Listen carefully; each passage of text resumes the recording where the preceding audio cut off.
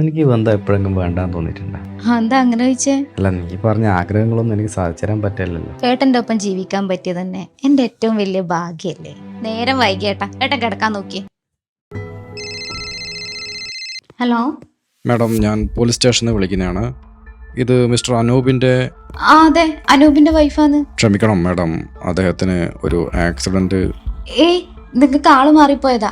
എന്റെ ഹസ്ബൻഡ് എന്റെ കൂടെ തന്നെ ഉണ്ട്. ഇന്നലെ നടന്ന ആ ബസ് അപകടത്തിൽ അദ്ദേഹം ഉണ്ടായിരുന്നു. അദ്ദേഹത്തിൻ്റെ പേഴ്സിൽ നിന്നാണ് ഈ നമ്പർ കിട്ടിയത്. മൃതദേഹം തിരിച്ചറിയാനായി ഒന്ന് ഇവിടെ വരെ വരാൻ കഴിയുമോ? ആരെങ്കിലും ഒന്ന് കൂടെ കൂട്ടണേ. ഹലോ.